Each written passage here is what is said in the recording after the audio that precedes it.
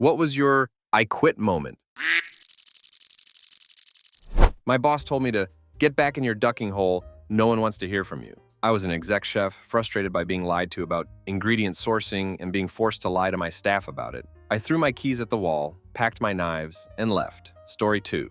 I was 6 months pregnant and a server at Denny's, and we had just gotten all new management up to the district manager. These were managers pulled in from other stores. No one liked them all that much as they were short with people, unaccommodating, and routinely expected servers to hop on the line during rushes to help cook meals for their tables. One Sunday morning, busiest day of the week for us, only me and one other server are scheduled, and Manager 1 decides to send home our hostess to save on labor, because her and Manager 2 are both there to help. We get absolutely slammed, as expected, and neither manager is anywhere to be found. I sat myself and other server over and over, and had a nearly full restaurant in a matter of 15 minutes. I start to take drink orders for a large party. People are still coming in, and managers are still Mia. So I stop what I'm doing to see where our help is, and find both managers and one of the cooks out back, smoking and laughing. I asked, "You guys having fun?" And they just stared at me. I turned to Manager 1, who was in charge of scheduling, and sent our hostess home and tell her, "I quit, learn how to staff a ducking restaurant." She tried to call out, "I did," as I'm walking back into the back of house to get my stuff, and I just shouted, "Duck you." I wish I'd had something wittier to say, but that few felt pretty good, ha ha. I'm not very confrontational, and I was shaking the whole drive home. Story 3. I was working 60 hours a week in a bar. I'd booked a weekend off 4 months in advance with the duty manager. When the weekend came, I was rode on. I told the big manager, and she said I should have booked it with her. We had an argument about the purpose of management. I went away for the weekend. When I got back, I was scheduled for my contractual minimum of 16 hours, which I couldn't afford to live on. So I'm working, and I'm already pissed off. I'm on shift with one dude and one manager. The manager has been sat at a tablet on a break since I arrived an hour ago. He's only supposed to get half an hour, and we're busy. He finally stands up, and I'm relieved, but he walks over to a till, orders himself some food, and sits down again. I check with the other barman that he's okay with me walking out, and as soon as the manager's food arrives, I go up and tell him that he's taking the piss with his break, and with me being only getting 16 hours a week as punishment has become a hostile work environment, and I'm leaving. I hand him my fob and leave. Story 4. All of you younger people, please stop letting these companies tether you to them via phone and email 24/7. You had your scheduled time off. Do not answer or do any back and forth with them explaining or otherwise, as it just turns into nonsense. And the less you tell them about your life, plans, etc., the better. They have no right to own your time 24/7 unless they are paying to own your time 24/7. Glad things worked out for you. Story 5. Was working at a college town bar and pizza place, Milano's, at University of Dayton. It was alumni weekend, which means nonstop craziness. Went in for my shift, waiting tables. Was supposed to have a 5-table section. We were short-staffed, so I had a 5-table section and also had to pick up tables on the patio. I'm a capable server, so no problem. Then I find out we don't have a hostess for alumni weekend. On a Friday night, our manager thought it was a great idea to give her the night off because it was alumni weekend and she wanted to party. He consciously chose to go without a hostess on the busiest Friday night of the year. What a ducking idiot. My incompetent coworkers start wigging out and asking me to take tables for them. Now I'm up to a 9-table section plus patio tables. We have no hostess. Guests are making their own waiting list. Some are ignoring the list, walking into the restaurant, and seating themselves at dirty tables. We also don't have anyone cleaning tables, that is, on the server. There are signs everywhere saying, "Wait to be seated." So anyone who sits at a dirty table, I just completely ignore them. We have no food runner. Food is taking 1.5 to 2 hours to be made. I walk into the bar to find one of the managers sitting at the bar drinking. I ask on shift manager what that's about. He says her shift ended at 5. I told him, "We are getting the crap kicked out of us, and we have no hostess. Do you think she could help out?" He looked at me like I'm crazy. I repeated, "Your business is crashing. Guests are making their own waiting list, and people are walking out. We need help." Again, he just stood there, looking like, "What do you want me to do?" I threw my apron on the table and said, "Have fun." Left my cash and checks so they couldn't accuse me of stealing. Walked out, never looked back. Story 6. I gave 18 months to a soul-crushing job that kept me from my wife in the hopes of moving up to a position that used my engineering degree, but instead I will directly lied to about a hiring freeze and unknowingly trained the person who took the job I was told I would be considered for. I was a recent graduate from college with an engineering degree, just trying to find a job where I could get experience and start my career. I was having a rough time of it, barely getting any responses from the hundreds of applications I put out each month. Not even automated rejections most of the time. I managed to get an interview with a company based on the recommendation friend of a friend of my mother-in-law, which seemed hopeful. The interview seemed to go quite well, and it seemed like it would be a solid position to start out where I could learn a lot. When I met with the head of the engineering department by the end of the interview, he said he would hire me that same day, except they were under a hiring freeze, as the pandemic was just starting to ramp up in America. A few months went by and I still had nothing else going for me, so I figured I could start working at the company in one of the other departments that was still hiring. It wouldn't be engineering, but being on the manufacturing floor could teach me a lot about the company and how everything runs, which could be partially transferable when the freeze was over. If nothing else, it showed passion and loyalty to the company, all those boomer traits that just get exploited and abused nowadays. I explained all of this in the interview, and they said they would understand and send me up the ladder to engineering when the freeze was over. I was working 12-hour night shifts from 6 p.m. 6 a.m., walking like 15 miles a night around the plants checking samples. My work schedule was completely opposite to my wife, and all the walking around in steel-toed boots left me so sore and exhausted on my days off to ever do anything with the time we had together. I became suicidal during my time there almost daily, considering turning into oncoming traffic just to escape. It was genuinely one of the most miserable times of my life, but I kept doing it month after month, week after week, because it seemed like the best chance at the career I had worked so hard for. About 14 months in, I start hearing about engineer positions that are being interviewed for. So I apply, I talk to the department head about it, and I am assured that I will be interviewed and considered. Without ever hearing anything about the process, I see they hired someone for one of the positions. The guy who got it had previous experience in a similar role, so I figure that's understandable. It wouldn't make any sense to consider me when that guy had applied. So I let it slide and keep pushing. Then another position opens, and it just seems perfect for me. So again, I apply. I'm told that I will get an interview. A few weeks ago, without any news, so I schedule a meeting with the head of the department again to check in and see if there was anything moving on the position. I was told that a freeze had been put in place again, that they were not even allowed to interview for the position at the time. Well, that's unfortunate, but there isn't anything that can do about it, so I'll just keep my head down. A few days later, a new guy shows up, and I'm told to get him up to speed on the plant, get him familiar with everything that goes on. I figured it was a new QC that had just been hired. So he shadows me for a few days. I get him familiar with all the operations in the plant and all the various quality checks we do to keep everything running in spec. During this time, I learned he is a recent graduate, fresh out of college, with no relevant experience. Most of the guys in QC had a similar story, so I didn't think anything of it. The day after he finished shadowing, I hear through the Gvine that there is a new engineer in the position. I was told there was a freeze for, and it is the guy I had been training in that plant the last few days. I had talked with the guy and learned when he was officially hired, and it was the day after I had met with the department head who claimed there was a freeze and that they couldn't even interview at the time. They had probably been filling out the paperwork that same day to get this guy hired when they told me it was not possible for them to move forward.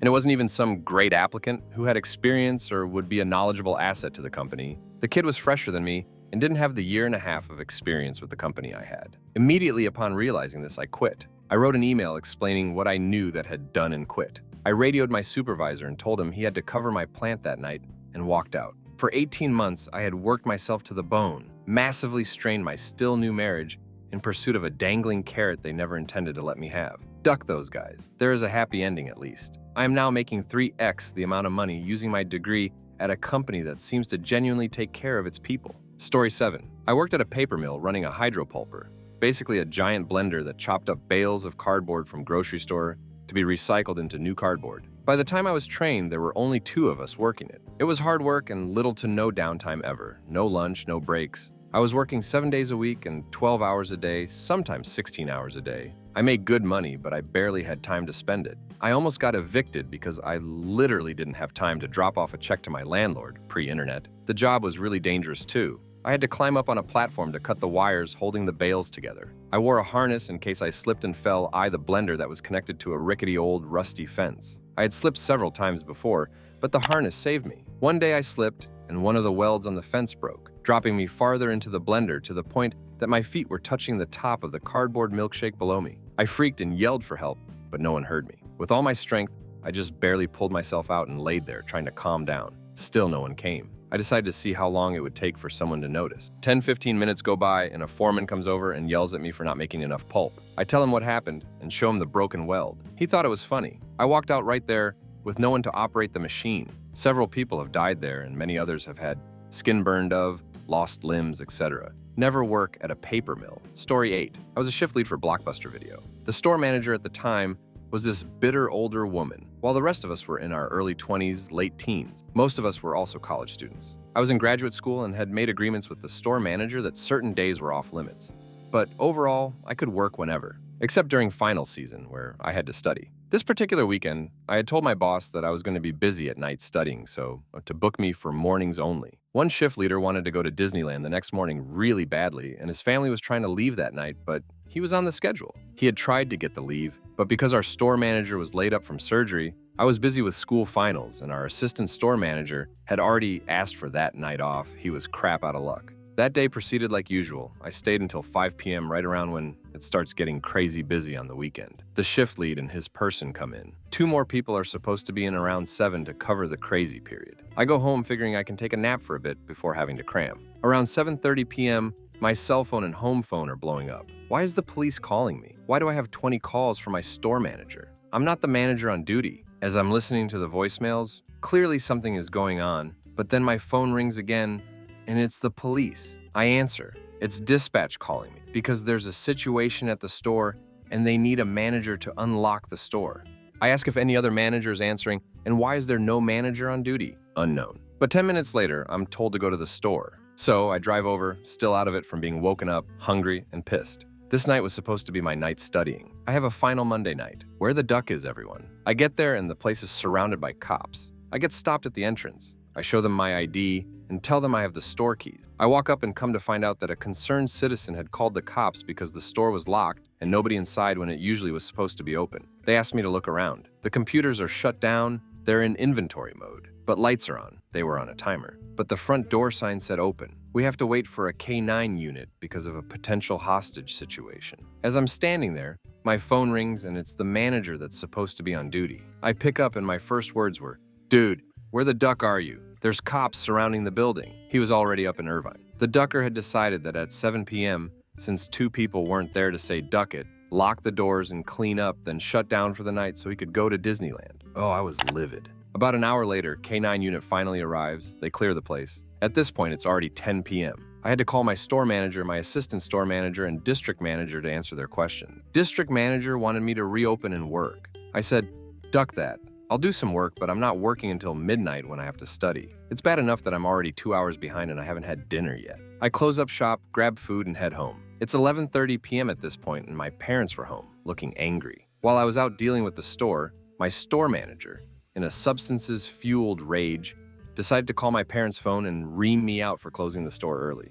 The next day she was in, I put in my 2 weeks. Because I was receiving tuition assistance, she threatened to take it away. I told her she was lucky my parents didn't sue her on my behalf for leaving the angry voicemail on that machine. There was a formal investigation on the whole thing, and nobody was found at fault because the assistant store manager covered for the shift lead. But the guy wound up quitting 3 months later anyways because the store manager wasn't someone to be slighted. I got plenty of guilt trips and phone calls even after I was gone, but I refused to work there. I still got my tuition assistance though. So I guess happy ending, story 9. I was working for a Chinese food chain restaurant that begins with APP and ends with an ANG. My second day there was ducking Mother's Day. For those of you who don't know, Mother's Day is basically Black Friday for restaurants. Busiest day of the year, outside of maybe Valentine's Day. I was still in training, so I was bussing tables. And when I say bussing tables, I mean I was busting my absolute idiot trying to get tables clean because we were on a 2-hour wait with people lined out the door and around the block waiting for a table.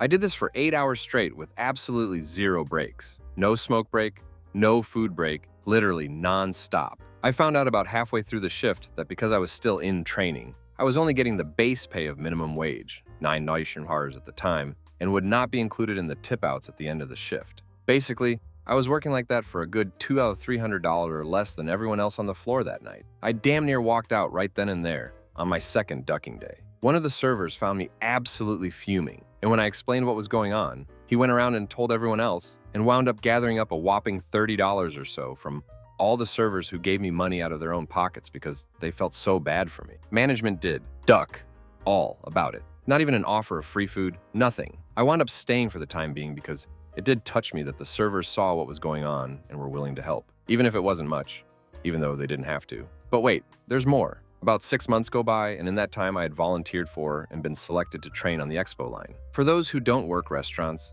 this is the person who stands in the window and make sure all the food coming out is going where it needs to go, is correct, etc. It's a very essential job, is very stressful, and in most restaurants is usually something a manager does. That fact will be important soon. But they offered to me as a guaranteed full-time position with a set schedule at $12 an hour, which wasn't that bad back then. I got good at it. So much so that everyone on staff, management included, preferred me doing it because they knew I could do it well and that it legitimately affected how smooth any given shift would go. About a month or so before I left for good, I came into a new manager who had been hired. Was told to train him on what I do. What they didn't tell me is that I was training him to be my ducking replacement. So he gets trained up and all of a sudden, I'm not being scheduled for expo shifts anymore. I'm back to ducking bussing tables. I hated it. I was so angry. One of the nicer managers noticed and asked me what was going on. I ranted at him for a while, and he did try to be diplomatic and pointed out there were still other things I could learn and other positions I could do. But the damage had been done, and honestly, I didn't want to hear it. I wanted the stable, predictable job I was given and had worked my ass off to get good at. One day, I get called into the GM's office. I could write a whole other post on how much I hated this ducking goblin of a man. But he sat me down and mentioned that I'd been acting mean and had a bad attitude at work, wanted to know why. So I told him. I laid it all out. I told him I was angry, I'd been replaced without warning, and felt like I had been demoted for no reason, especially after having proven I could do the job well. His response? Well, you know, sometimes you actually make more bussing tables because tips. I was pissed. Nothing I had just said meant anything to him. He expected me to go back to work with a better attitude after that. Duck no. I left for lunch that day and did not come back, and I have since told everyone I know not to go there. Duck that guy, duck that company, and duck all of that. Worst job I have ever had in my entire life. Story 10. Oh boy, I'm kind of expecting a lot of mean comments to this, but here I go. I was working at a local dealership with Big 4 vehicle brands on it.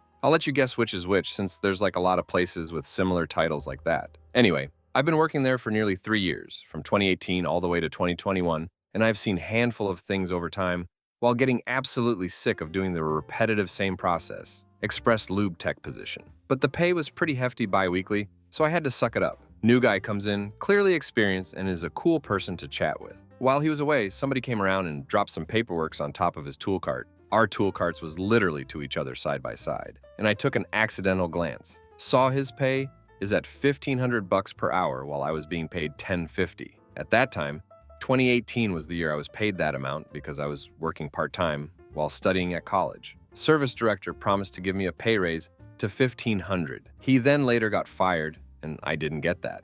So I eventually become a full-time employee and is still paid the same amount. I was pretty appalled, but I said nothing while I fumed away working on cars. One day I was overwhelmed with a stack of repair orders that's marked as wait, aka waiters. New guy was chatting up with some older coworkers, clearly interested in watching what they're doing than helping me out. I finally called him over while under stress, as much as I could possibly keep myself calm, tried to explain what he was supposed to do and all of that. Something snapped in him, and he became a different new person. A serious case of anger management issues. Several days followed with aggressive behavior, attitude, aggressive comments, racking up tension between us. Was willing to get into a physical fight with me if he ever wanted to. I tried to talk it out with him. He's not willing. I finally got the boss and HR involved into this after tension was pretty unbearable, and I begun having mental health issues because of him, anxiety flaring up. They did try to resolve the situation between us, but it was pretty much the same. I finally noticed this and realized that it was going nowhere. I asked for a pay raise, denied. I asked for any available position to move up or anywhere away from him, denied. I ends up putting 2 weeks notice in. That ends up to be 1 week notice since the second week was my few months prior approved vacation week. I squeezed all the on that week. He came to me, apologized. He has apologized before like 3-4 times and told me he has issues with his wife, all of that. I nodded it off, uncaring since my health was pretty damaged because of him. Fake smile and all of that. I said goodbye to few employees and coworkers beside him who actually tolerated me and liked me, and I ends up leaving. Never looked back ever again. Story 11. Years ago, worked as a manager at a factory. I had the usual growing pains as someone relatively new to managerial roles, but the issues were more from plant culture than from not understanding the work. Pretty typical, actually. It's the kind of stuff which passes as people settle in to a new boss and new job. Anyways, fast forward a year. Never had a write-up, but did have some in-depth conversations with my boss about culture issues. I had had my problems with this guy as anytime my guys had a problem, they would run to him. and he would make a decision without consulting me about it. But overall, he wasn't a bad boss, right up until my 1-year anniversary. Now, a week or so before this, I got hit with a hostile work environment complaint by a guy who loved to tell insensitive jokes. But the minute one was directed his way, we were being mean and hostile to him, trying to get him to quit. So I sit down expecting a mediocre review, and instead I'm hit with a final written warning with the dates and times of all of our conversations noted on it. At that exact moment, I was done. After that, I didn't have a single thing to say to anyone that wasn't the bare minimum of my job. No jokes, no opinions, no contrary remarks. If someone wanted off, it was granted no matter what. We have 10 people on shift and 6 people want the day off. All granted, let my boss be the bad guy and say no. If someone refused to turn over their machine for work, it was no longer my problem to solve, etc. Essentially, I stepped down from manager and made myself a glorified supervisor. I quit pretending I had any kind of authority or responsibility because I had none, beyond the respect a few of the new guys gave me. It took me 6 long months to find a new job. When I quit, my last 2 weeks were filled with people asking me why and sharing rumors. Apparently, they were using me as an example in the leadership meetings on how they went nuclear on a staff member to show what they would do to other people.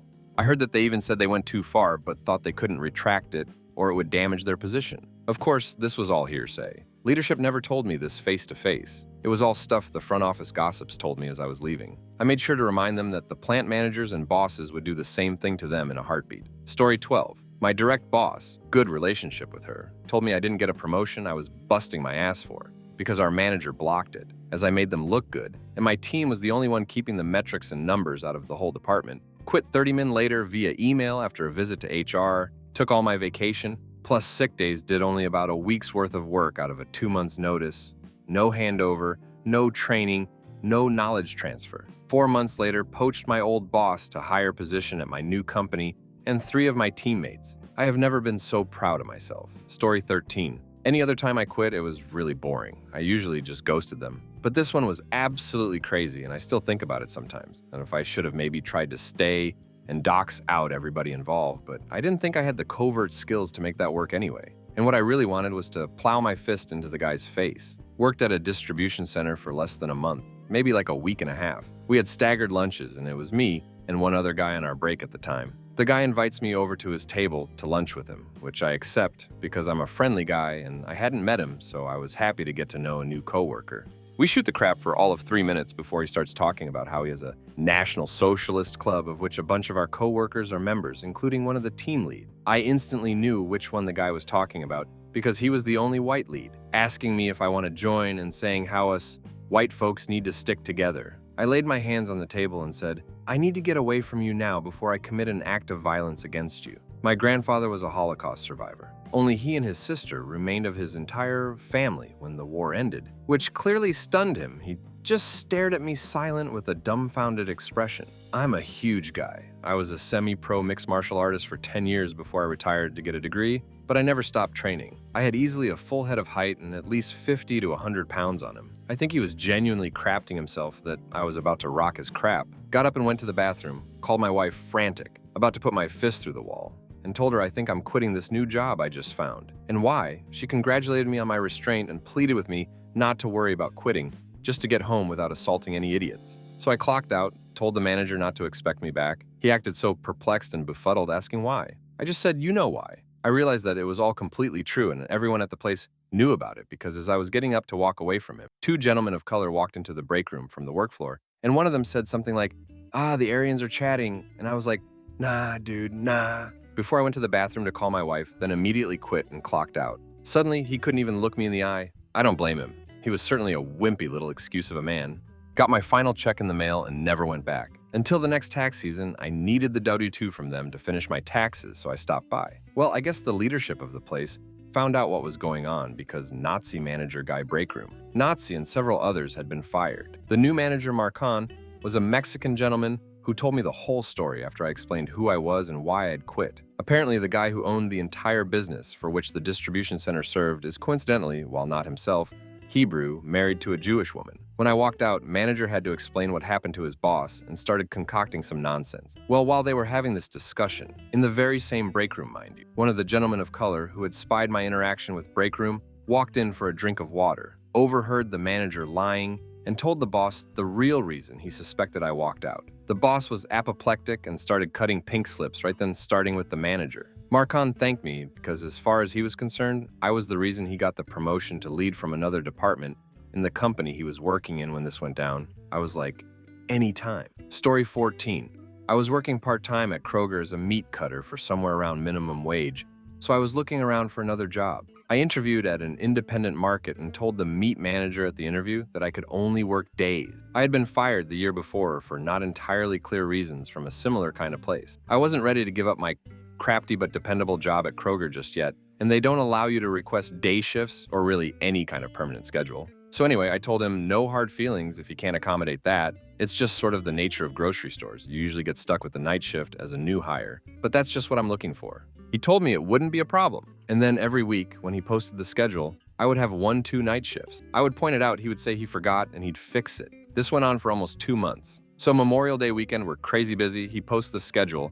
I immediately stop what I'm doing to check it. 4 nights, one day. I pull the sheet down and chase after him. He doesn't even say anything, just cross the 4 nights off and walks away. I walked into the back, dropped my apron, and went right out the back door. It was a beautiful summer day. I had a very nice chat with the store owner about the weather and holiday plans, and then went home. Story 15. Worked at a specific supermarket that is high up there in the customer is always right phrase that I'm pretty sure officially died out in 2015, but not at this place. It was one of those we are a family here companies. The department was unorganized, especially with scheduling and inventory. We always ran out of things and always understaffed, even though everyone was asking for more hours and not getting them. Always getting rushed by the managers when we were busy, which is pretty common, except what pissed off everyone was that the manager on the clock would always do the same thing. They see a line at the sandwich counter, and then walk over to help, push anyone else out of the way, start making a customer's sandwich, stop right in the middle and say, okay, I have stuff I need to do, and call over another employee, who of course is already busy doing something else, or ask another of the people making sandwiches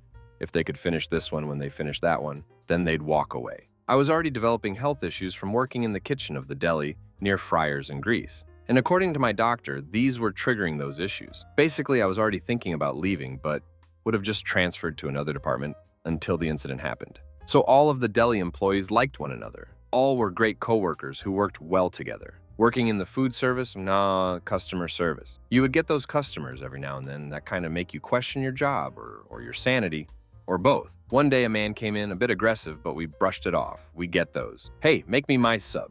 He demanded it. I'll call her V, who was our sub lady for the day, and filling the veggies. V is Hispanic and has a bit of an accent, but she's super nice and funny, and most customers ask for her by name because of her personality. But she will hold her ground. She of course began making the sandwich and asked something like, what kind of veggies? Or toppings or something. We assumed the guy was getting aggravated with her accent, but whatever it was, he went, huh? She repeated the question, and he just kept going. Huh? I can't understand you. What the duck? So at this point, she just pointed at the veggies individually to ask, this one? She was about done with the sandwich and asked, would you like it toasted? Man then goes, shut the duck up and make my sandwich. And then proceeded to call her a racial slur. V then got fed up and threw his sub away and called a manager while the guy was flipping out. Store manager, who has always been a hard ass, came over. Basically, we assumed the man was kicked out because he left with the manager. Manager comes back and asks around the deli what happened, then he leaves again. Things calm down, and about an hour later, the guy comes back up and with the manager. V gets asked aside and basically scorned in front of the man for being rude and throwing his sub away. When V mentioned the slur, again, the manager completely didn't comment on it and ignored her and demanded she make the sandwich or leave for the day. That day, that moment, V, myself, and 2 other employees walked over to the store manager and gave our aprons to him in front of the customer and left. You've hugged all of us, and we still keep in touch. The deli manager, a week later, messaged V and I if we can come back, and we would get more hours like we asked for before, and never got, while we also would get a corporate gift, which is usually a gift card to the store for $50. We said no. As it turns out, the week this all happened, the regional manager was due to visit the store, and when he did, he was very upset that the deli was closed, was having to close at 3 p.m. when it usually closed at 9 p.m. Who knows what he was told about what had actually happened, but the entire I choose my customers, hate crime over my employees thing was the nail in the coffin. Story 16. Worked at a dog kennel named Whole Dogs. The owner of the kennel left me an envelope of dog crap with my name on it for me to find inside of the break room fridge. She did this in order to let me know she thought I was doing a crap job. That was my last day. Story 17. Almost 20 years ago, I was working for a national store solutions company, building thing. Generally, this was running around to big box hardware stores installing new lighting collections on a rotation. We would do ceiling fans for 2 months, and then outdoor lighting for 2 months, etc. We'd stay in the store until the work was done, whether it was 7 hours or 14. We were salary plus, which meant we got a salary most weeks, and then when the big box management had inspected everything and said that it was good, we got paid a lump check afterward. It usually worked out to about 20% more than it would have been if we'd been getting overtime the whole time. They also treated us very well outside of that. We set our own hours, did what we wanted, and nobody cared as long as the pictures looked good when we were done. If you wanted to take an hour lunch to go get a haircut, go ahead. Needed to take a long break to go to the bank? Knock yourself out. In the middle of what would be my last reset tour, I took a day off and went to an interview for a job that was going to pay me about 70% more than I was currently making. I was really going back and forth on it when I got the job offer because there was no way I was going to have that level of flexibility in the new job. And then the lump check came in for the previous tour. It was $19 per day worked. Considering that it had been ceiling fans and ran 12 hours a night, this was a colossal pooch screw. We all made the phone call to the office the next morning, and we were told that the office had used the lump money to buy new office furniture since they had just expanded. And we were just screwed. But we'll pay you properly next time. We promise. I called the new company, accepted the offer, got a start date, and promptly called my boss to put in my notice. Apparently, the office hadn't told him to go with the office furniture story, and he accidentally told us the truth. They didn't want to pay those lump checks anymore, so they decided to get rid of them for new employees. Then, when one of the new employees flipped his lid that he got paid $2,000 less than the guys he was standing next to for the two-month rotation he'd been on, they decided not to pay them to any of us anymore. I told him that I'd been about to give him notice, but now he got nothing, and he could count on me not showing up on Sunday night. Went home, told the girlfriend I was going to spend 2 weeks ducking off until I started my new job, and then went to bed. Now, these crews were usually a few of us and a part-timer or two who got paid by the hour and didn't get the lump checks. Sunday night, the part-timer calls me and asks where everyone is. I told him what happened, and he asked me if that's why nobody else showed up either. I made a few phone calls and found out that about 70 out of 80 employees walked out the door around the same time I did, and for the same reason. For some reason, the office hadn't considered the thought that spontaneously cutting the pay of their project staff by around 40% would make them not want to work there anymore. The team managers had apparently not been given a heads up on what story to give their employees, and too many of them had told the truth. They had gone so far as to fire the one manager in the Southwest who had told them it was a bad idea. From what I heard, he called every one of his employees, told them the story, and they all piled their tools and shopping carts at the store they were in, walked out, and were never heard from again. The company lost that contract with Big Box Hardware and has gotten out of that sector entirely. Story 18. I was an analyst at a Fortune 100 company in a critical role. The role was respected by most people that had an idea of what we did on my team, but the execs just saw us as a cost of business. So it was a pressure cooker environment. Regardless, I busted my ass and flourished in a way. Manager and director put in for a promotion for me without me asking after about 1.5 years. Vice president pulled me in the office, shamed me for only having an AS degree, and told me my generation expects things too quickly and I need to be in the role 3 to 5 years to even be considered for a promo. So I tried to stay in company and move to buy. It took about a year to land an interview due to lack of degree. I flipping nailed it though. The buy vice president offered me a higher role than I applied for, working with C-level execs at Main HQ. I'd made it. We worked out salary, move dates, a sign-on bonus to help with move, etc. While waiting for final paper offer, my vice president found out and had worked at HQ, called the buy vice president's boss, friend of hers, and shut it down. Then called me on my personal cell from her personal cell to brag. I dumped out 200 resumes that week. They tried to give me that promotion to appease me. MFs offered me $63K for a senior analyst role in one of the biggest and most expensive cities in America. I took the promo. Then I took the first decent job that got me out of there. I had trained half the staff there and worked with people of all levels and departments all over the company. I told everyone who asked, and some who didn't, why I was leaving. That vice president got retired a few months later. I like to think I played a role in that. Still have friends from there. Went out with a big group of people last year, a few that I'd never met or known, and one asked me why I left. I told her and she went, "Wait, you're the guy that happened to?" Super satisfying that somebody I had never met had heard my story. It means it spread even after I left. Story 19. I was training a temp who decided to quit. Told me the agency promised more than our boss offered after converting to full-time. The reason the boss gave for not offering the promised salary was, prestigious Yoda doesn't even make that much. It wouldn't be fair. I gave notice shortly after. Story 20. I was 19 or 20 working at a local 24/7 gas station while going to school. Had a lot of issues with managers not communicating with each other or holding grudges, managers not showing up for their shifts on time. High turnover. It's a gas station. It's basically a revolving door of workers. And just generally overall, it was a terrible job to have. It was my first experience with mid to late night shifts, working some days from 12 or 2 to 8 or 10, or even 6 to 2 or later, which wasn't the tough part. I was a teenager who was a night owl. My problem started when I caught two managers having sex in the walk-in. From that day on, I was persona non grata. I got written up for every possible reason. My shifts went from consistent to lacking hours. And when I did work, I was swing from early mornings, not even my shift, to overnights, which aren't tough, but to give me a 12-hour turnaround every workday became a little ridiculous. It was pretty obvious they were trying to get me to quit. Not that I cared they were cheating on their spouses. I was young with a very skewed moral compass. The real last straw came after a write-up I'd gotten for taking 15 minutes and 30 seconds, gasp, on my break. Slightly frustrating. I remember it was a Monday or Sunday, and the Giants were playing the Cowboys, and all of my buddies were together to watch the game, mid-December or January, late in the season, and there was a snowstorm going on. Went about my day, no biggie, another write-up, kinda bummed, I'm missing the game. Later in the evening, I'm out back having a smoke break. The manager's office is right next to the back door, and I can hear my boss say, "I'm going to fake a sickness, grab some Chinese, and come home. We'll watch the Giants lose and go to bed early." Now, I'm just livid. I'm going away to a new college in 2 weeks and was planning on just quitting anyway. So she comes out holding her head, bends over on the counter, and lets out the biggest drama sigh, followed by, "I don't feel so good." I just started laughing. She looks up a little frustrated but asks me to cover the shift. Now I'm not a complete git and I wasn't going to abandon and lock the store, but I wasn't letting her walk out. I asked to talk with her in the office. Didn't lose my cool, but basically let her know I heard the whole conversation, and if anyone was leaving to watch the Cowboys get absolutely cream-corned by the Giants, it would be me. She did not agree and I let her know I was quitting right there. It was about 8 p.m. or so and the game was about to start, so I had to jet now. Cute. But that's not what happened.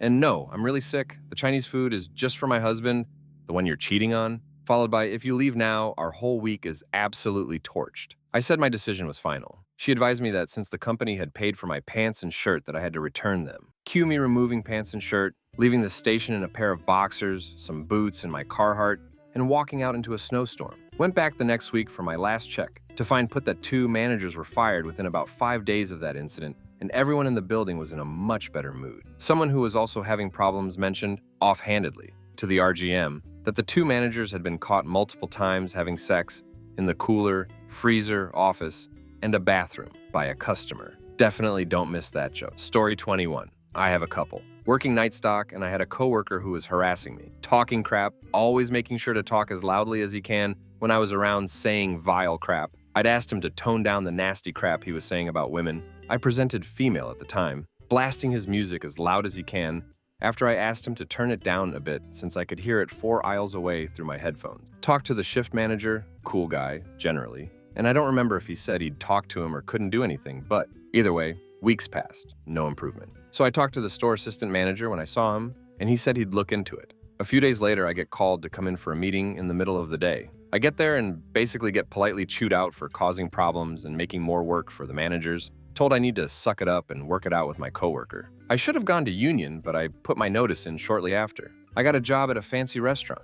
Went in my first day and the vibe was just off, but whatever. Job is a job. Managers all up in everyone's business, micromanaging, being exceptionally nitpicky, critical, and generally insulting. Not great, but not uncommon. Then at some point, the manager comes into the kitchen and starts talking crap about the customers. This wouldn't bother me generally. Craphead customers get crap talked about at them. It's just sort of part of working with customers, but this was different. Best I could tell, these customers did nothing. He was just being a little pissant. And then he started in on some female customers saying nasty crap, ragging on their looks, calling them dogs, etc. I went out to smoke and thought, I wish I could just leave. And then I realized I can. Didn't leave nothing in the kitchen, didn't go out with my apron. So I did. Started my car and drove away. I still look back on that with some pride. Last, I was working for this company as an app developer. Company wasn't great, but my team was amazing, and my project manager was an angel. So all in all, it was a decent job. They had a habit of giving us big projects with very, very tight deadlines. Sucks, but it happens. But then it kept happening.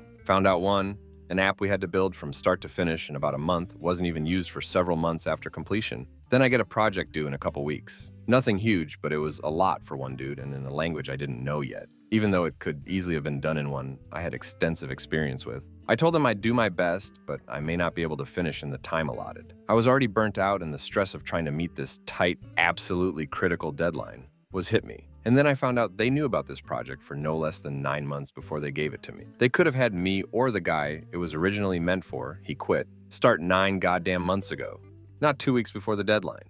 I finished the project about a week late and put in my notice. It was too bad. I was almost certainly going to be team lead in not too long. And I seriously cannot emphasize enough how great my team was. Story 22 was a senior branch manager brought on to oversee their main branch and subsequently several branches of a credit union after the previous managers all left over a short period in early 2022. That should have been my first clue that something was amiss. But the director who was to be my supervisor was looking to retire in a few years, and they'd indicated they wanted me to consider taking her position. Okay, sure, I can put up with being on the front line for a few more years. My dad's health started to decline rapidly over the summer. At the time, they were gracious when I asked for time here or there to help my mother with getting him to appointments and other things. Just after my wife and I get married in October, he finally gets diagnosed with end-stage metastatic carcinoma. So yeah, my honeymoon was just super. I informed my director of this, and she starts this diatribe about how she thinks my mother is being a poor wife and mother for not being able to take care of her husband properly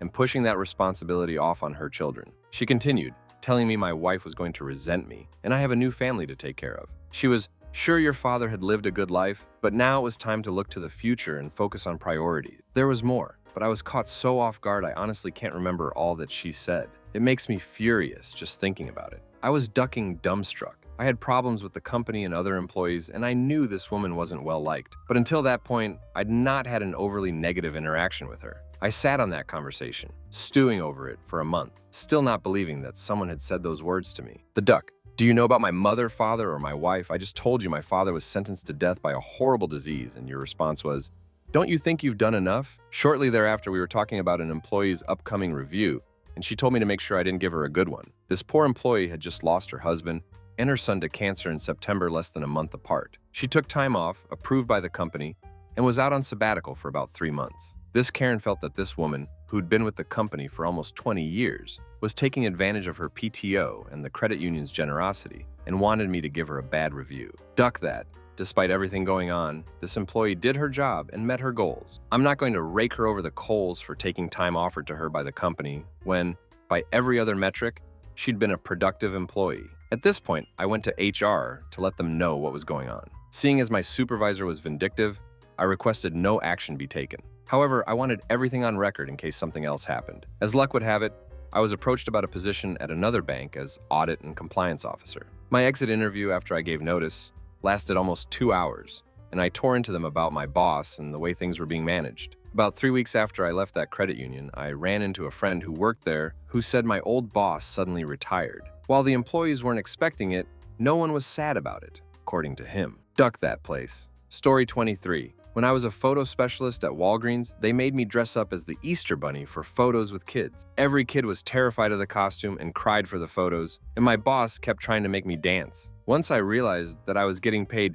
$8 an hour to make kids cry and dance like a monkey, I put in my 2 weeks. Story 24. I was working for a Subway franchise owned by Foods 2000 Inc. The location was new, everything in the store was new. The ovens for baking bread, the walk-ins were fancy, our line was beautiful. I started out as a sandwich artist and quickly became a lead. Was given the task of opening the store, given a key and everything. Well, I actually enjoyed this job. There was something very satisfying about making the perfect sandwich for people. I really enjoyed making the sandwiches look like they were going to be in a commercial. I would also like to point out that I'm not a morning person, but this job had me motivated to get up at 5 a.m. And what kept me going were all the regulars that I knew wanted me to make their sandwiches. They truly left me smiling when they would compliment my skills. Well, one week I was in particularly rough shape because I'd been taking a lot of cover shifts that week. I had one day off. The day off was mostly spent catching up on chores, laundry, cleaning, etc., and very little relaxation. The day was nice though, overall, and no one from work texted or called with questions or problems. The next morning, I stroll in,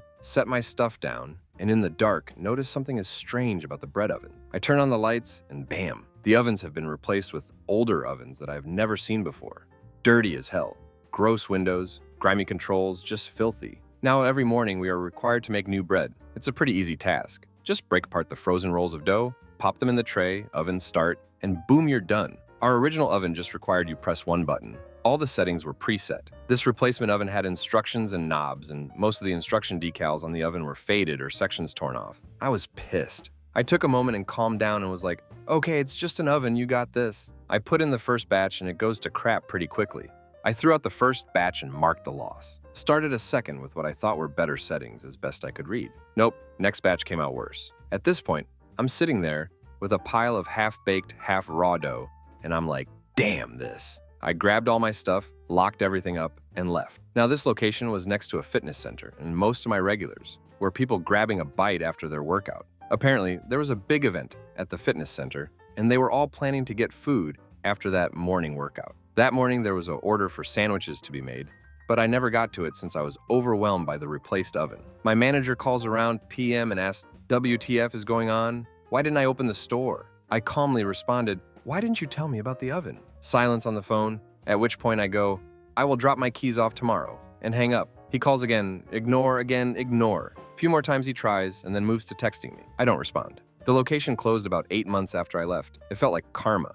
Moved on to another job, and was happier for it. Story 25. I worked as a dispatcher for a substances delivery service. The place seemed pretty chill. We had regular desk phones and the routing software we use for the drivers on our computers. It was a pain having to deal with a physical phone while you're trying to look up customer records and plan the routing. Looking into the phone system they used, I saw it had soft phone capability. For those unfamiliar, you could download the phone provider's software and make and receive calls with your headset via your PC. I reached out to the 1-8 guy and suggested we use this to help our productivity. Immediately, he got visibly frustrated and went on a rant as to why it doesn't work and that he's already tried it. Well, that night was slow. Everyone else was watching Netflix or YouTube. I decided let's download the software and give it a try.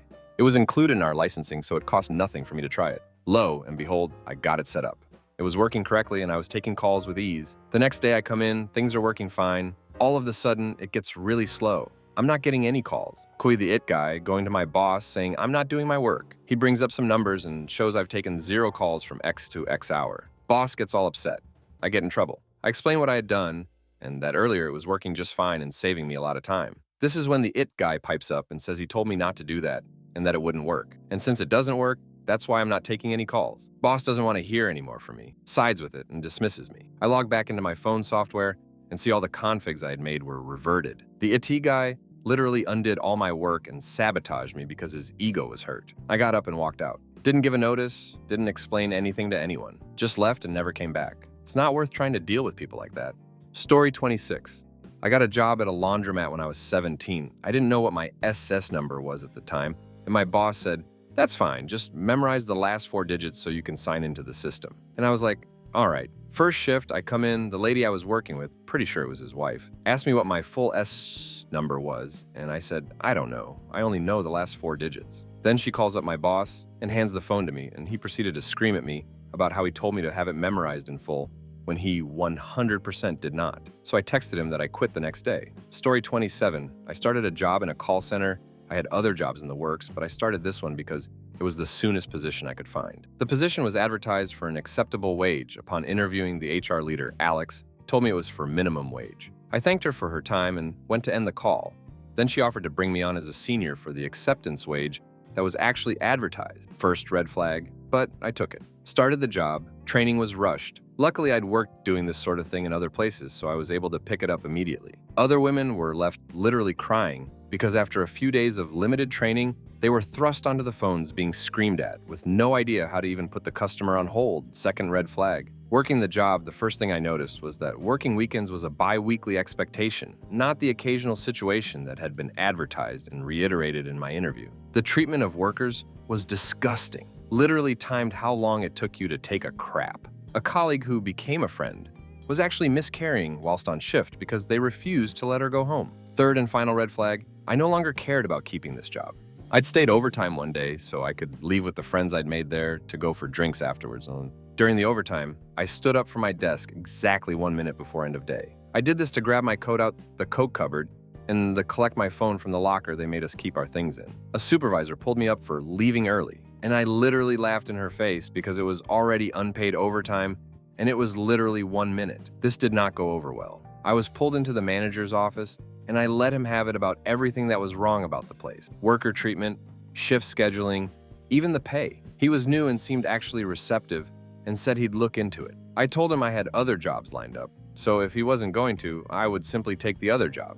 He said he would look into it. Next morning, I come in and I'm greeted by HR lead Alex, who interviewed me, said I was essentially on probation and I would have to beg and grovel to stay. I said, I'm good. I have a job lined up. She was furious, tried to get into it with me, but I'd be here all day if I talked about the inner workings of the conversation. She asked for my confirmation of quitting by email. I sent her the "I'm head out" meme and never contacted the place again. Also, they paid me a month in advance and I only worked 3 weeks. They've never chased me for the money because they know I was lied to about the position. I had a new job within a week. Story 28, so I have 2. First one, I was working construction. My supervisor got it in his head that since I'm new, I could be treated like crap. Long story short, he got 2 write-ups and I was being switched crews. I talked with the owner of the company. He said it would be the following Monday. It was Tuesday about Cobb. Well, I had no issue with they.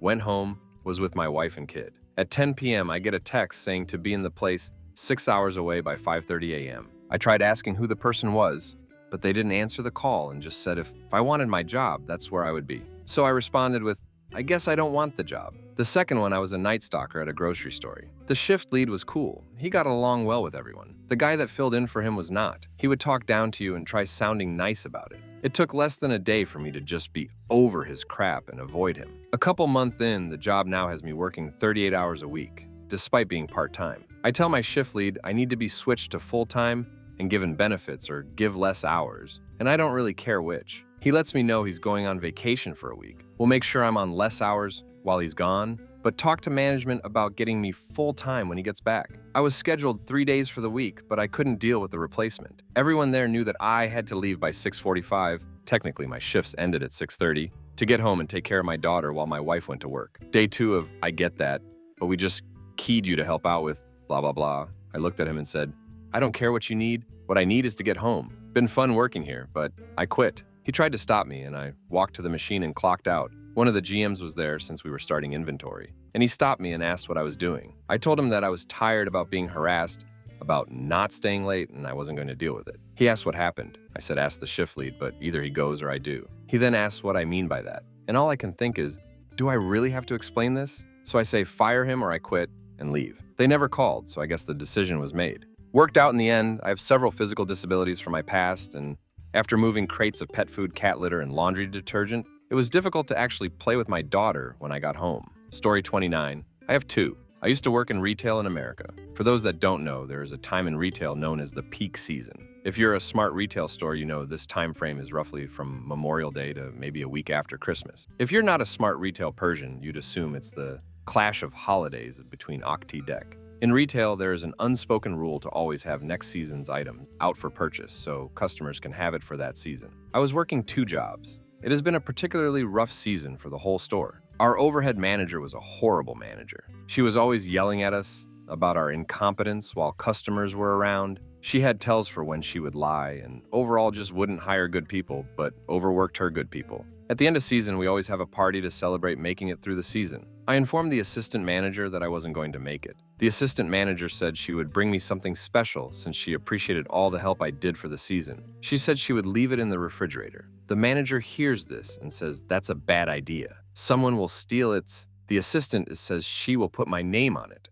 My 6 years of working at this place, no one has ever stolen someone else's food. We are all very respectful of each other, so I come in for my shift at 3 a.m. I see the container and I am excited. I decide to wait until end of my shift to eat it because it's cheesecake. At the end of my shift, I pick up the container and it's light. I think it's light because it's an expensive piece of cake, and maybe she only got a small piece. No, I open it and it's empty. I walked out the workroom ready to cry.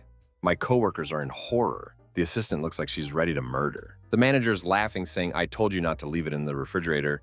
Everyone is seeing red. I was done. The second time. So it's hard to explain why this was the final straw. There are a lot of things that happen at this job, but the one that made me the saddest was my manager calling me in her office. She said I was making too much money. I told her no. 15.85 was the standard due to the job trying to be competitive. They blanket across the board, made anyone under 15 to make $15, then gave us a 5.5% raise. Her answer was that she was looking at people's pay rates to offer a new employee and thought I made too much money and that it was her fault I made too much. Fun fact, I was the lowest paid person in my department who had to be the only one bumped over 15. I unfortunately am a quiet quitter, and for both jobs, gave them time to find replacements. Story 30, working minimum wage in the fish produce department of a grocery store. I was already working alone in oak hours, plus had to take my lunch breaks before peak hours, which is typically 2 hours into my shift. My I quit moment was when I was accused of stealing when I was just putting an on-sale item on the side so I can buy it when my shift ends. Duck that man. I just left when that happened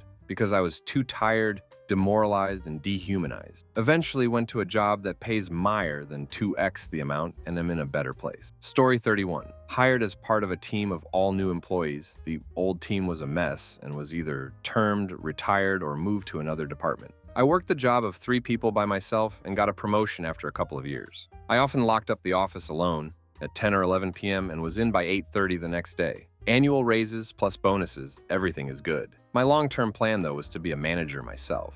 I was working 60-plus hours a week for 5 years total, with great reviews and feedback, but they didn't take me seriously when I said I needed more help. Walked into my annual review and was told I had met the salary cap for my position. Everyone else was getting full raises but me. Furthermore, my boss, who hated handling my responsibilities and who worked a normal 40-hour week, told me my responsibilities would now include checking her voicemail all day to weed out things for my role, her role, and other departments. She was spending too much time dealing with messages not for her. She was a director of a major department in a national company. What did she expect? I was gobsmacked and pointed out how hard I'd worked for many years, in office as this was before remote work was a thing, and had great reviews. I need to progress in my career and role here, not become her secretary, she scoffed. She also told me they hired someone else for the department. I was disappointed it wasn't someone to report directly to me, but asked questions. No, it was someone to be the accounting liaison for our department, not help me or take on any of my responsibilities. It was someone to shield my boss from questions she didn't understand, and to be backup for my role in case I'm out so my boss doesn't ever have to. And that person was interviewed and hired without my knowledge or input for nearly 3 times my current hard-earned salary. I said I needed a break from this discussion. I actually went home, which was really unusual for me, and spoke to my husband. I said, "Talk me out of quitting." He couldn't. He was super supportive, despite my having no job lined up. I went in after lunch and wrote up my notice. I went to my boss and gave it to her, and she said, "We need to discuss this. This doesn't make sense. You went home and spoke to husband? What else is going on? What happened at home that is making you leave on a whim?" She was flabbergasted. I took no pleasure in quitting. In fact, it took a long time to heal and learn from my mistakes. Yes, there was payback in that. She had to do my job for a while and made a costly and illegal mistake that affected most of the company employees. But I was just too insulted, burnt out, and disappointed and couldn't continue looking at her, and certainly wasn't going to check her ducking voicemails for her. Story 32. Delivered newspapers at 2 companies, worked at the Intel for 15 years, also worked at the Philly Inquirer for about 10 years, owned most of the county I live in, and had multiple people working for me. One of those PPL, Kelly, had kept purchasing cars that were trash, despite me trying to tell her to get a Honda or something. Well, her recent car broke down and my manager told me to give her one of my cars to use for work. Honey, I'm an independent contractor. She was as well. She had to find a car to do her job. This was 4 months after my husband had passed. I was already working 10 hours a day with my 3 lows in the car with me. I had used the money from the life insurance to pay off all our work vehicles, which is why the manager wanted me to lend Kelly a car. I had already let Kelly borrow a car the previous year that she had totaled hitting rear-ending another car halfway home from delivering. She told my insurance company she was working at the time of the accident and using my car, and they canceled my insurance. I was paying everything late at that time and didn't find out for 2 months. You think that Karen was ever going to use one of my cars again? Bet. So what did my manager do? She took money out of my paycheck the company pays me for the route Kelly was supposed to do. But the problem was, that's not how the pay works. It's incredibly complicated and convoluted. I did payroll for my people by hand every week and understood how it worked. She didn't. For the district, they average out the amount that is paid to carriers and to the distributor, me, to allow what the district pays equally for each route, but the routes all pay differently, and we get a cut of that as distributors. She took out the entire amount of the other carrier's week, including cutting into my own route and pay. And she didn't tell me she was going to do it on any way, shape, or legal form, so after reading the contract, I walked away. About a year later, the Intel canned all of use and sent our paper routes in the Inquirer. I found out about 2 months ago they got rid of almost all the carriers and the paper gets delivered by mail. If I had stayed at the Inquirer, they would have forced me to deliver the papers from the Inquirer at a fraction of the price I was getting paid at Intel. I miss it, but it's not worth the heartbreak I would have gone through twice, so I'm glad I left when I did. Story 33. I was working 65+ hour weeks at a gas station as an assistant manager. For backstory, I was hired 3 months prior to work at a different store than the one I was running. After training, I was transferred to a store in a really bad area, under a different GM that bailed on me 2 weeks after I started there. There was no one willing to come to my store to be a GM, so I was forced to be acting GM, until one was found, despite not being trained as one. We had constant call-outs due to employee burnout. In retrospect, I can't blame them at all. I would have called out too if I could. No one wanted to come from another store to mine because it was in a terrible area, and you never got to leave at your scheduled time. My last shift there was 17 hours long, and I was running shift with one other employee during the busiest time of the night. The checkout line was to the front door, and someone told me there was a homeless man in the women's restroom yelling at a woman. As I was walking toward the bathroom, the man was stumbling out, clearly strung out.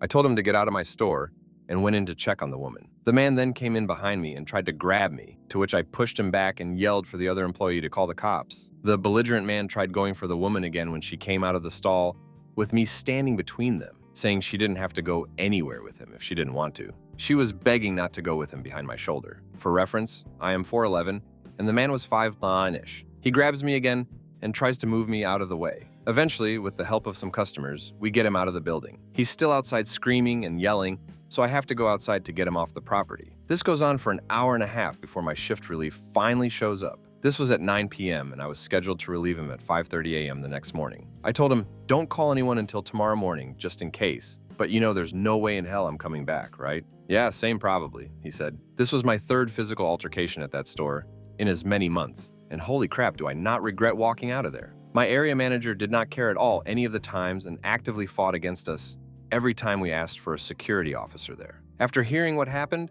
they didn't even bother calling after I didn't show back up in the morning. Story 34. I am a woodworker. I make furniture. I started out in construction and worked through up to being a high-end finish carpenter, all the detail-oriented finishing touches, before I started my furniture business. A few years ago, business was a bit slow, so I was perusing jobs and saw a great one for a finish work lead.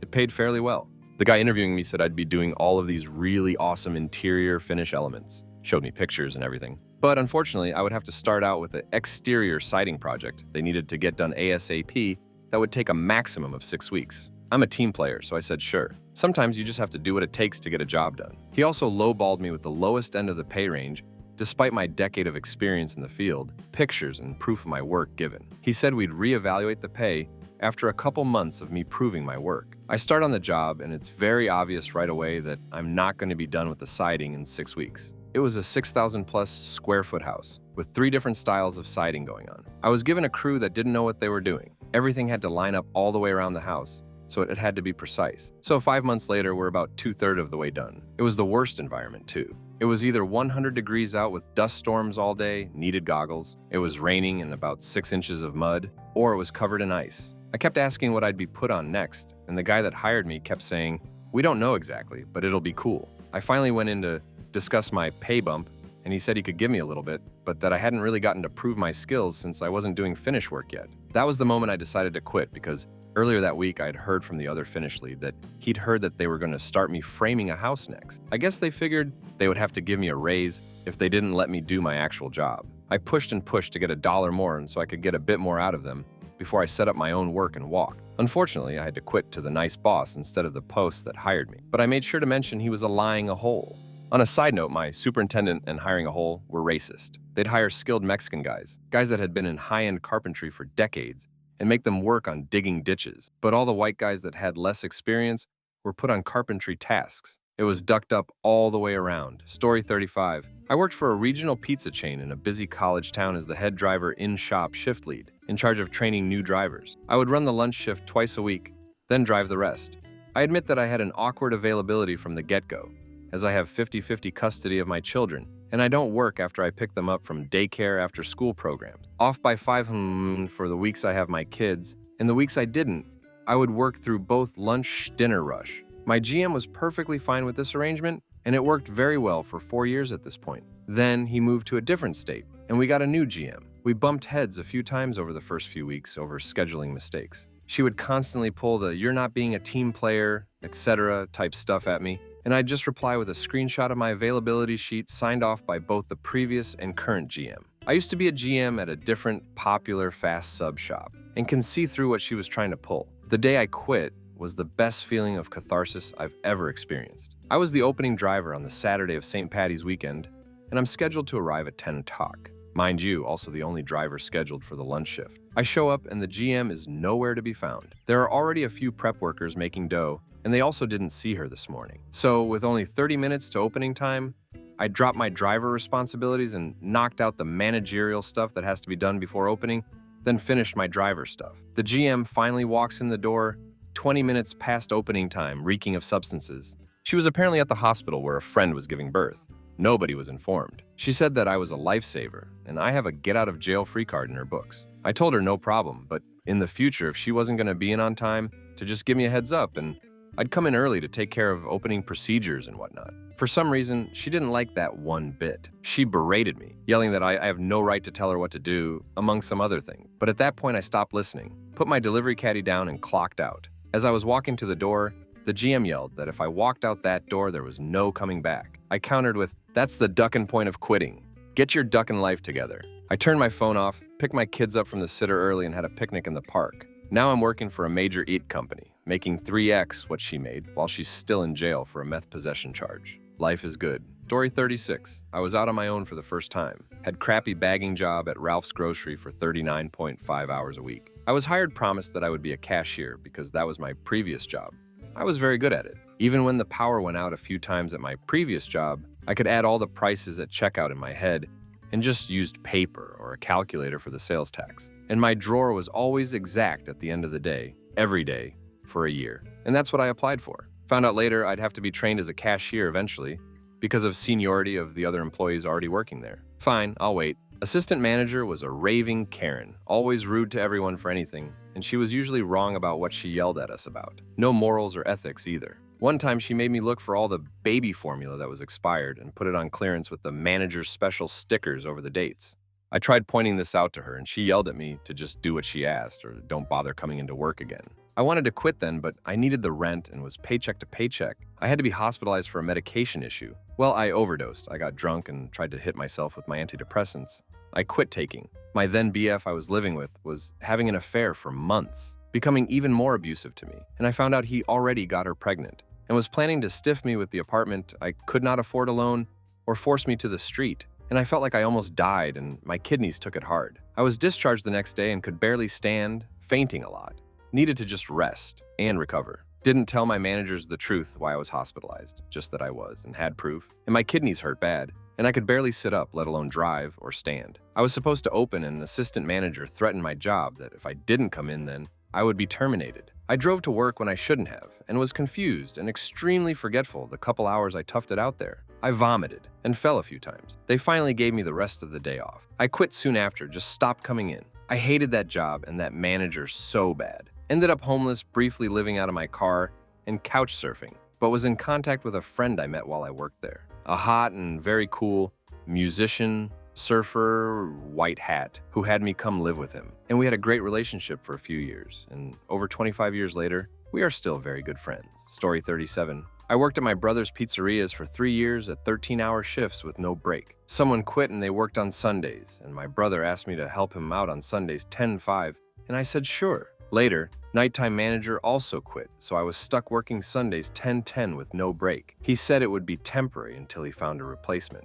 I said sure because he's my brother and he promised to find someone for Sundays. Fast forward 2 years, I'm still working Sundays. And when you call out, I had to find my own replacement, which was a nightmare because nobody, for manager position, were willing to switch a shift with me. My brother had a baby shower for my niece, and of course it was on a Sunday. He promised me I would be able to make it and have a special moment with my family with this memorable event for my niece. Somebody else quit, so now he told me I no longer could attend. He then compromised and said I can take 1 hour from my Sunday shift to quickly go to his home and spend few moments there with my family. I was having a good time, socializing with my family in my greasy work uniform, and he says in front of everyone, "Isn't it time for you to go? I need you back there." Mind you, there was multiple of my coworkers there, having the time of their lives drinking and laughing, when one of them could have helped me out so I can attend my niece's baby shower. Once I reluctantly returned to the pizzeria, the one who was left in charge for 1 hour made the place a disaster. He was freaking out. The delivery drivers had to step in to help,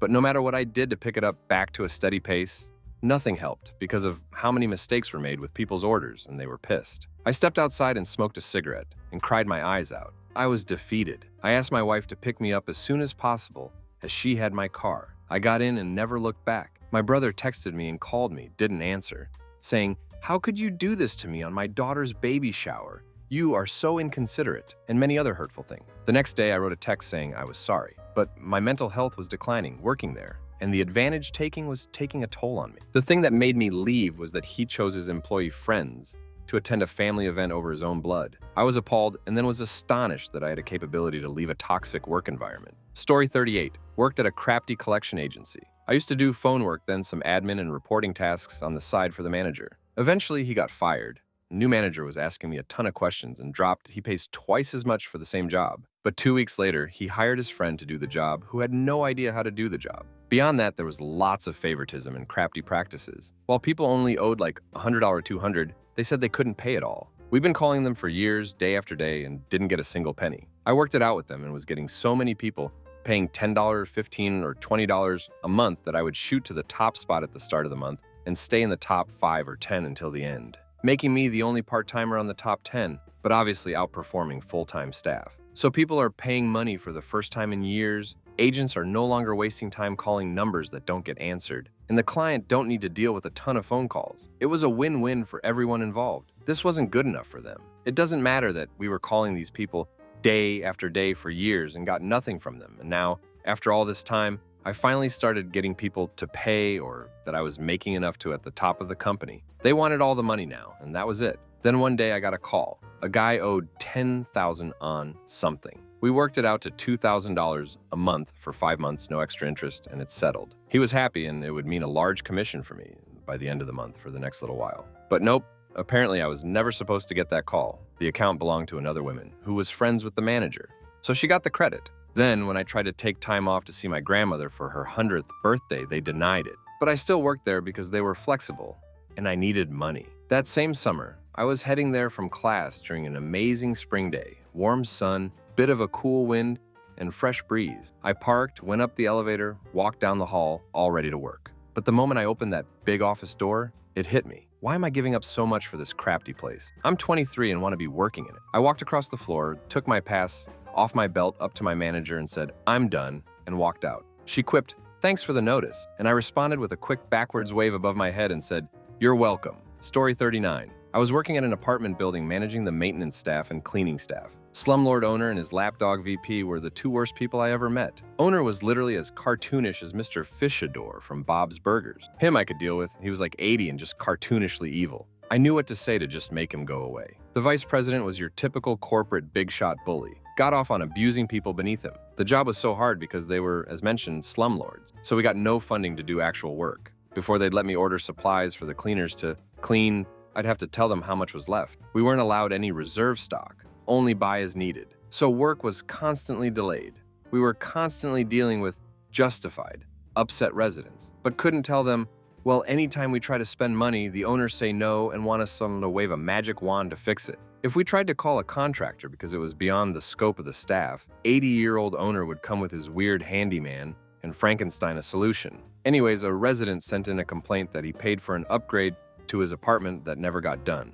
It was prior to my time there, but history said basically upgrade costed a certain amount. Owners refused it after the resident already paid his agreed upon portion and it hit a standstill. So resident is like, "Cool, you just stole my money," or... Anyways, VP comes in and goes, "Is the work in his unit done?" And I was like, "No." And he stands over me at my desk and is like, "Are you ducking kidding? So you have done ducking nothing.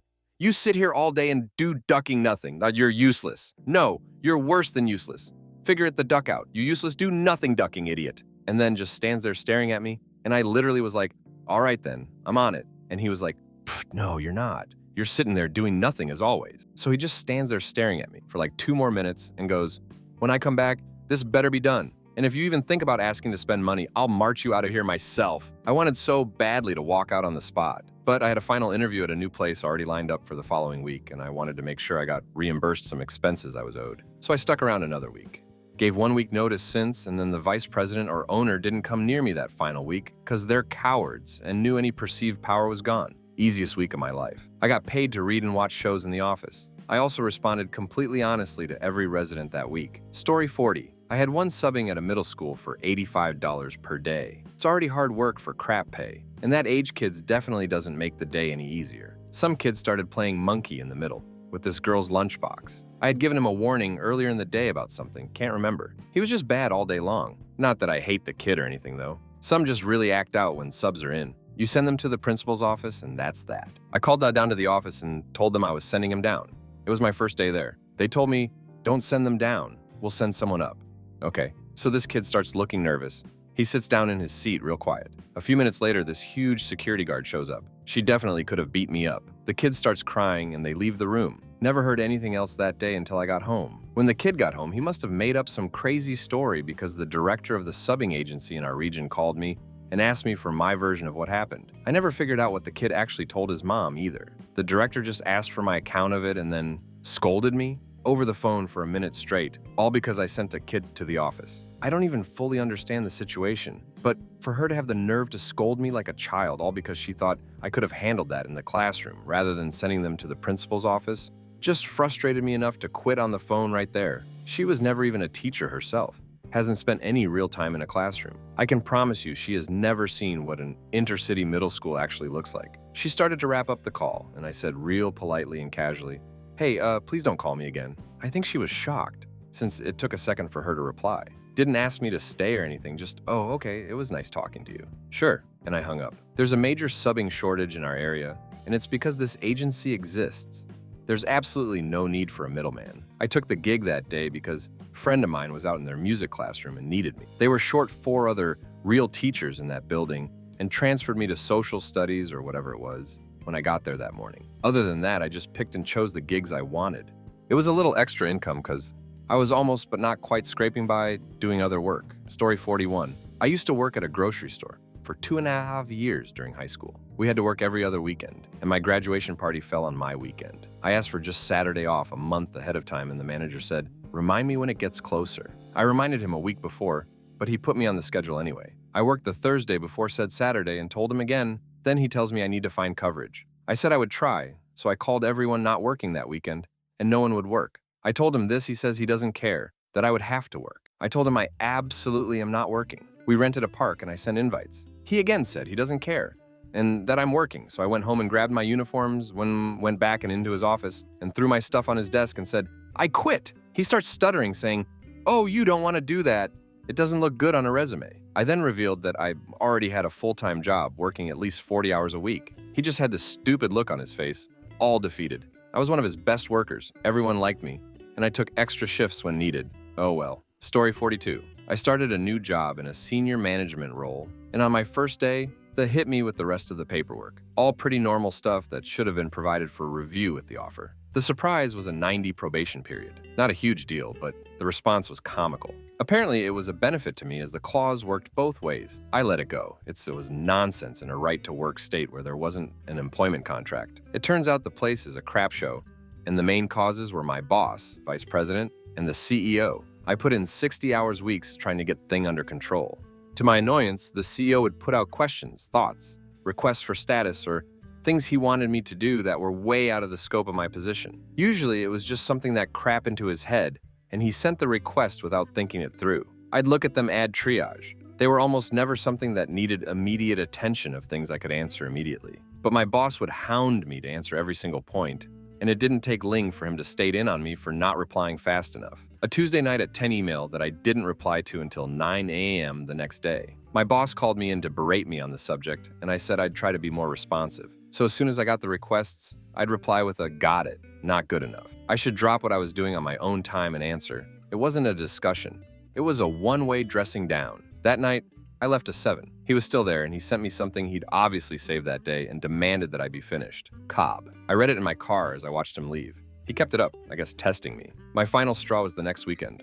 The CEO sent a Friday night email that was clearly a "can wait till Monday" email. Saturday at 10 a.m. I get a "when are you going respond" email. I ignore it. I got another at 4 p.m. and then Sunday at 10 a.m. I spent the rest of the day applying for jobs. I arrived on time on Monday, answered the email, and then just worked a normal day. I also stopped working on the long-range plans I was working on and just focused on making things as good as possible for my team. It took a month to get out of there. About 10 days past my probationary period, story 43, I was a lab manager at a large research institute. I worked 4 days at the institute and did train office on one day as I was in a long-distance relationship with my now wife. The way it was set up was that I would be traveling on a Friday and back on Monday, so we had every second weekend together. Not great, but okay, as she was doing a lot of work, travel anyway, and we would see each other only on weekends anyway. Everything worked fine. I loved the job. Put in some over hours as I did not have so much to do anyway. Half-yearly performance markings were through the roof. Everything was going smoothly. I had everything under control, could do some science, and was working as a buffer between my quite chaotic boss and the PhD students. Fast forward 2 years, my boss decides that my dedication was waning as I was leaving work around 16:30 to go to some sports courses. I did that for the whole time I was working there, but suddenly it created a bad image for the student. I told him that I was always coming back to the lab after workout. Our kind of analyses take several hours, so you start your measurement and have like 2 hours until the next one starts. And that I also work on the weekend to make sure every machine is running smoothly, and came in on weekends when I was in town to fix some small issues. You can just run samples unobserved if everything is working fine. He accepted. I didn't think any more of it. But suddenly, a lot of strategy meetings were popping up on the Fridays I was traveling. I didn't attend because I'm in a train, but got that told in the next performance meeting and that my input would be crucial. Was also told they can only be on those specific days, so I should not travel there. After telling him that I'm trying to keep my relationship alive, he told me that that should only be second priority to a proper scientist. At that point, I started looking for other jobs, got one, and everything at my old place has gone to crap since then. Still don't know why he, or someone higher up, decided to piss me off, but, well, I don't care. Weirdly enough, every time I went on vacation, I was greeted by my boss afterwards with, "Holy cow, I didn't realize how much stuff you are doing on the sideline to keep crap running. Good that you are back." And they still pulled that on me. Well, now I'm working a lot closer to home, get a better salary, and have no direct boss. Story 44. I was working on a salon as a fairly new stylist. We did not have a receptionist. Each stylist was expected to help answer the phones and book appointments. Our books were on the computer. If the person calling did not request a specific stylist, we would just look at the day and time they were requesting and book them with whoever was available. We took same-day walk-ins as well. Now, sometimes it would happen that a client would book for a specific service, and once they were in the chair, would request additional services. If that was the case, it was up to you as a stylist to go back to the computer and update your books to show you needed more time and avoid getting booked for anything else. One day, not long after we got a new manager that everyone disliked, I answered the phone and booked an appointment for a customer. She wanted to come in about an hour from then, and I booked her with a stylist named Lisa. I went over to let her know I had booked her another client. Turns out, Lisa had talked her current client into a bunch of extra services and wouldn't be done by then, but hadn't bothered to update her books. No big deal, I thought.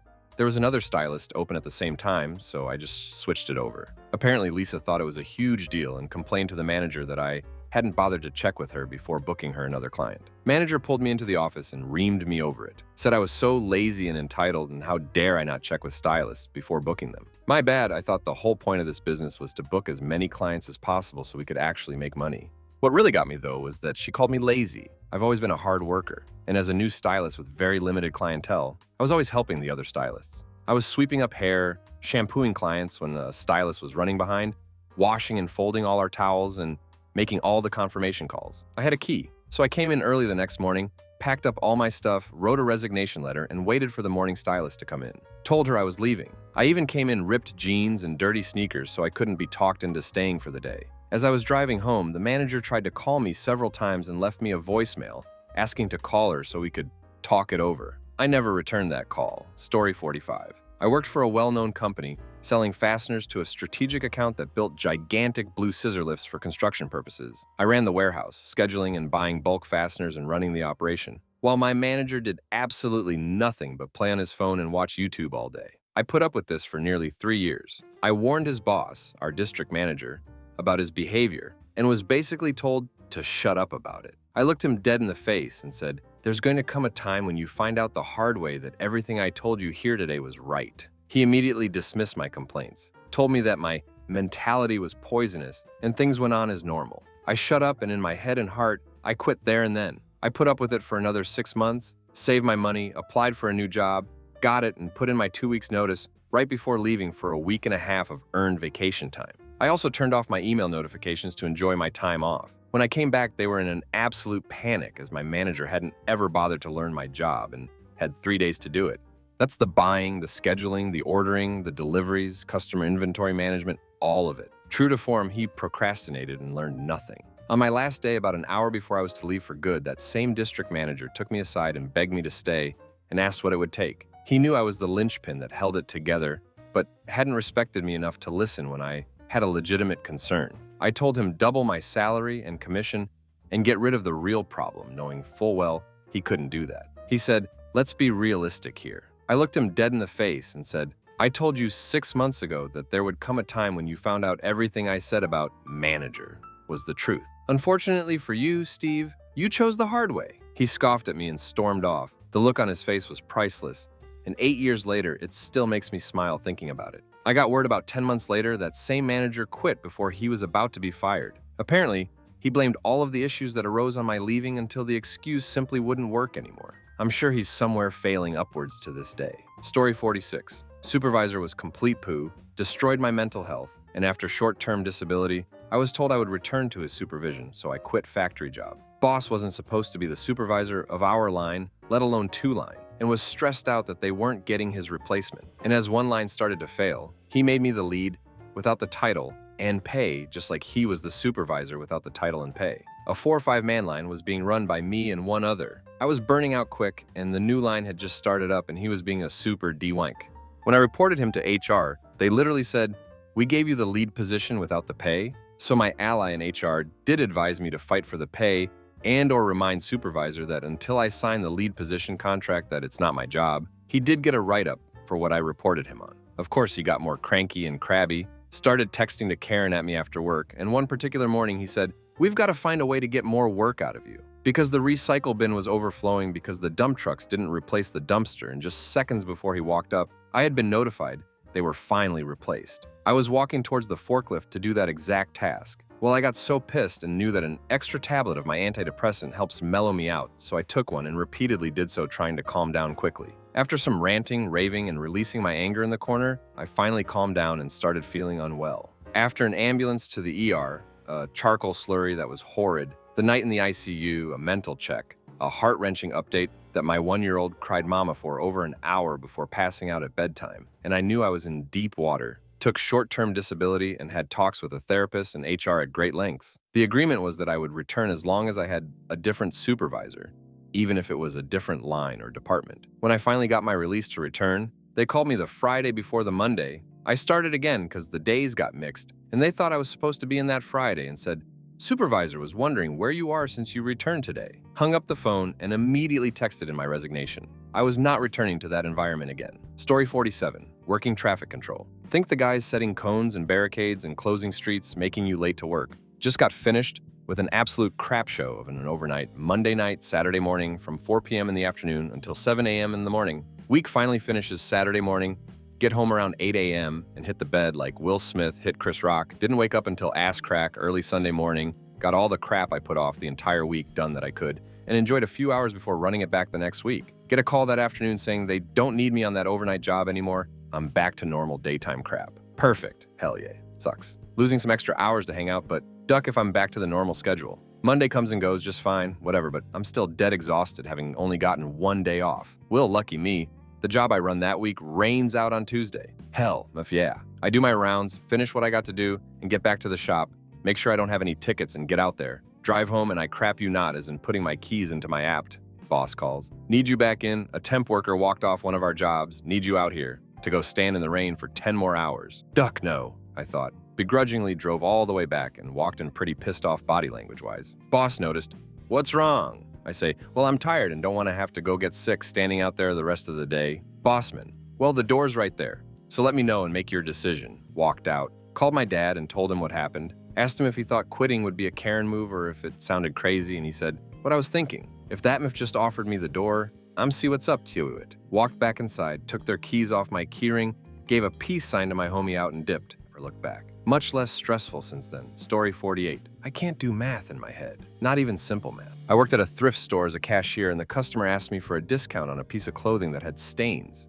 I told her, I'll have to show this to the manager since I cannot authorize discounts without permission. I'll be right back. I go to the back. Manager says, I don't really see any stains, but go ahead and give her 20% off. No problem. Go out there and let the customer know.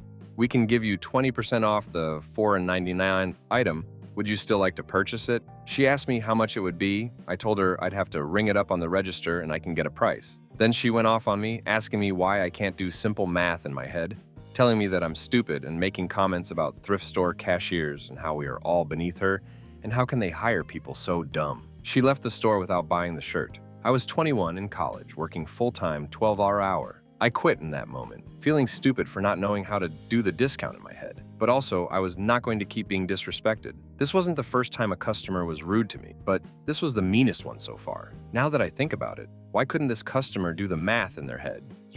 Worked at a pet retail store, and they got mad at me for doing my job. I worked in fish, and we had a policy that your fish tank must cycle for 24 hours before putting fish in, and they must bring a sample of their water in first to be tested by us. This was to ensure the survival of this fish and make sure the customer didn't waste any money, and I enforced it every time. We had a lot of hobbyists in the area, so some of the fish we got in were pretty expensive. I hated the thought of ripping off some guy who didn't cycle his tank by letting him hit a $50 fish. Well, the complaints started rolling in, and the manager pulled me aside and said, "You got to be more flexible with the aquatics department." I told them, if you want someone who's willing to ignore company policy for the sake of a quick sale on overpriced fish, transfer me out and find someone else. No, we need you there.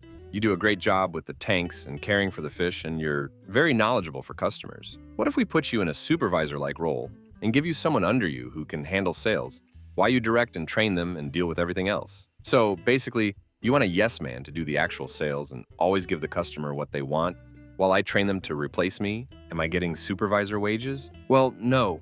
Like I said, it's a supervisor-like position, not a promotion. In that case, consider this my 2 weeks notice. We get new fish week after next. I'll stick around long enough to get the tanks cleaned and ready and the fish settled, and then I'm handing in my apron. Will, if you're going to be difficult about it, why don't you just quit right now and go home? Okay, I handed them my apron and name tag and went home. Haven't set foot in that store ever again. They tried calling me a couple times after to ask how to do stuff. It was always the coworkers who called, so I answered them and helped them out. Poor gits were still stuck with that git as a boss. This was the one and only time I stood up for myself against a boss. Generally, I'm pretty passive, but when it came to ripping people off with expensive fish, I just couldn't deal with it. Story 50. Last year, I took a job with a great salary, so-so benefits that the salary made up for, in a managerial position at a small manufacturing facility. I did not do my due diligence and found out after starting the parent company, global, family-owned, was involved in multiple active lawsuits due to their treatment of employees. Matter of fact, there are subs on here devoted to this company. My manager, one of the chief company officers, was notorious for cursing everyone out. He would always say, "I'm not cussing you, I'm just cussing." It ended up I was putting in 60+ hours a week. The factory itself fell to hell as it was a pure sweatshop, hiring felons and any warm body. We had armed security, it was so bad. A large, very large household name contract was lost. The owners brought a friend in from out of state to turn the place around, and they failed. One tense morning about 6:30 a.m., I had just walked into my office, accommodating the owner's time zone, and got a call from my boss. He proceeded to curse me and ask why the F he had to call me to get me to do my job, make money, blah, blah, blah, yelling and ranting. I said, I tell you what, I will save you money right now. I quit. Flash forward to meetings with HR, the acting plant manager, calls from the owners, 3 family members as rich as Oprah. No, no, and no. Never looked back, but lesson learned. I still Google and check to see how the lawsuits are going. Story 51. Back in 2016, I worked at a meat processing plant doing laundry, since employees had to wear full bodysuits, and cleaning, spraying all the meat gunk off the walls and floors. This was a small, family-owned business in Kentucky. The pay wasn't great. They had 3 people on day shift, but only 1 person on night shift, me. Day shift had barely any work to do. Their jobs were to keep the break room stocked and cleaned, bathrooms cleaned, and make sure the laundry barrels were emptied into the laundry room. My job as night shift included doing all of the laundry for 3 buildings, spraying every single wall and floor of all 3 buildings, making sure all managerial offices were cleaned, chemicals, cleaning supplies were stocked, making sure the on-site store was clean and organized. We had 3 washers and 3 dryers. Each load took about an hour to wash and an hour to dry, so about 2 hours to get 3 loads done. However, you could only fit 20 jumpsuits per load. There were, at minimum, 150 employees per building. Technically, my math is wrong because I could wash one load while the other is drying, but it also took a long time to hang each item on the correct hanger and transport it to the correct building. So that's 7.8-ish hours of laundry alone. My shift was only supposed to be 8 hours with a 30-minute lunch and a 15-minute break. I would sometimes get to work at 1 p.m. and not get done until 3 a.m. Because again, aside from washing the laundry, I also had all of this other cleaning to do, and I had to take all the clean laundry to the different meat processing areas in all 3 buildings. I had a son who had just turned 1 and I never saw him. I begged for another night shift person. My I quit moment came after a few months when they decided to hire a 4th-day shift person. I waited until I got my check around 9 p.m. Left a note on top of the laundry room table. There were still at least 6 loads unwashed, which meant the people working with the meat would not have clean uniforms. They only had 1 uniform per worker and 2-3 extras per building. I don't know what the fallout was, and I don't care. That place burnt me out so fast. All for like $8 hours, story 52. I was working in HVAC and supposed to remodel a bathroom at a big logistics center into a break room with toilet. My office guy told me they got no other contractor available. Go there, do what they want, drive to get your material every day, write down your hours, no fixed cost. So I cleared all 3 rooms from what was in there, did stuff like putting radiators in different spots, modified the ventilation system to be up to date in terms of fire safety, and rebuilt the water line. Every day the customer had a new idea, and I often did stuff twice or removed what I built the day before. I'm done with everything. Get a call from my boss, the one above my office guy. The customer admitted a total of $2K for the whole remodel. Everything exceeding that would have been a matter of further discussion. You're crossed a border here. I explained to him that that was not communicated to me, that $2K was absolutely not possible for the remodeling of 3 rooms, and that he should check with the office guy to find a solution. Boss went on and ranted that the customer only pays $2K, that it was my fault. Everything totaled up to $9K. For the next 2 weeks, he called me daily, sometimes twice, asking if I thought of a way to get the missing $7K for the project, besides bullying me about other stuff too. I happened to work for the same customer again. He called me about a different project, and since we got along pretty well, I asked him why he didn't want to pay for the remodel, when the high bill was mainly his fault for not making up his mind. Dude was pretty puzzled and said he paid a week ago. Later that day, boss called me again. Who pays for the $7K? I told you the customer did. Pretty pissed. Boss asked how I would know. I said the customer told me about it on the phone. Boss started yelling at me on the phone, going on stuff, how I was not allowed to talk to customers that way, and there'd be consequences. There were. 2 days later, I handed over my 2-week notice. Story 53. So I used to work at the recreation center for a retirement community. For the most part, the job itself was fun and a good job, but the manager herself was pretty insufferable. She was constantly changing rules and her expectations of our job. The job listing for my position was a simple desk worker. I'd sit at the desk,